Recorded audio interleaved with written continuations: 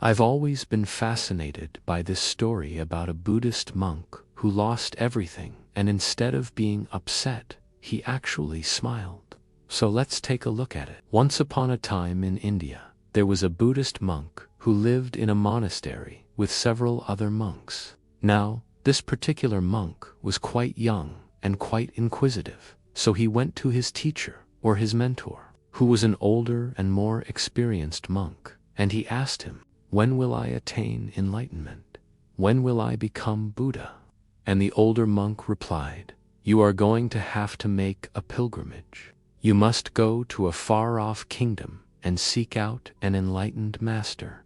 Only he will be able to answer your questions." So the young monk set off on his journey and traveled many, many miles until he finally found the enlightened master. He explained his situation to the master. He told him that he had come all this way to ask a question, and the master simply replied, "Why don't you go back to your monastery and then ask your teacher?" And the young monk was confused by this answer, but he thought, well, maybe there's some deeper meaning behind these words. So he turned around and he returned home. But when he got back to the monastery, he found that it had been completely destroyed by a fire. All of the buildings were burned to the ground. He ran into the courtyard where the other monks were standing, and they were devastated. They were crying. They were frantically trying to put out the fire and save whatever they could. And the young monk asked them, "Where is my teacher? Where is the master?" And one of the other monks replied, "He was in his quarters and he tried to save his scrolls, those ancient Buddhist scriptures, but he couldn't. The fire was too intense and they're all burned up now."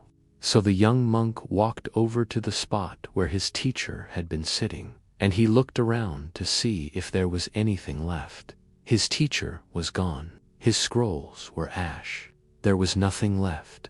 And the young monk sat down right there in the middle of the ruins and closed his eyes, and he started smiling. And the other monks were like, "Hey, what are you doing? Why are you smiling? Our home is destroyed. Our monastery is gone.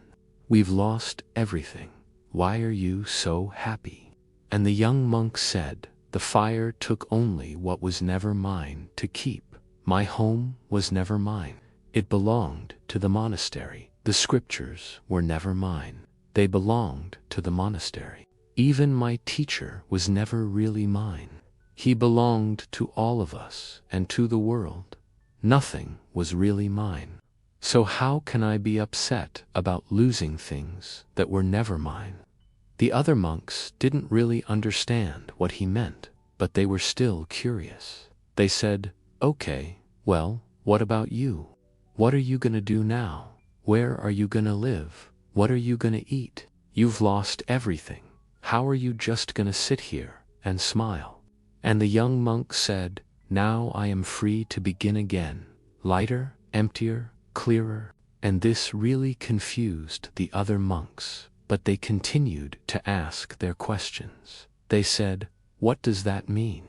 What do you mean you're free?" And he said, "I'm free from attachment. I no longer have to protect anything. I no longer have to worry about anything. I no longer have to guard anything, because everything is impermanent. Everything changes. Everything eventually comes to an end, and something new begins. This is the first law of nature. Everything is impermanent." So the other monks were like, yeah, we know that everything is impermanent. We've heard this teaching before, but we're upset, we're sad, we're grieving. What should we do?" And the young monk said, "You must understand that impermanence is not a loss, it is a return. It is a return to peace. Letting go of what you cannot control is the first step to awakening. The second step is realizing that everything is interconnected. We are all connected by invisible threads. Nothing happens by chance. Everything has a cause and effect." And the third step is to practice compassion, not just for yourself, but for everyone. Compassion for all beings is the key to ending suffering. If you can truly understand these 3 steps, then you will find peace in the midst of chaos, just like I have. And the other monks thought about this for a moment, and they realized that he was right. They had forgotten these basic Buddhist teachings. They had strayed from the path. They had become attached to things that didn't really belong to them. And in their grief, they had forgotten the true nature of reality. Then one of the monks stood up and said, "Well, enough of this talk. We need to do something practical. We need to find somewhere else to stay. We need to find food to eat. We need to start over from scratch. Let's get to work." And so the monks began cleaning up the ruins, salvaging what they could, and then they set off to find a new place to live.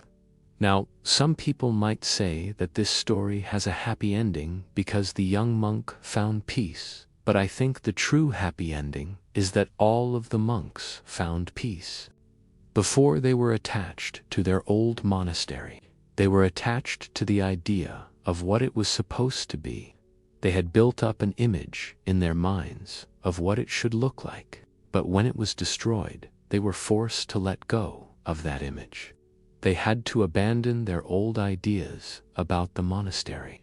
They had to abandon their old ideas about themselves. They had to abandon their old ideas about Buddhism. And in doing so, they became free. They became lighter, emptier, clearer, just like the young monk.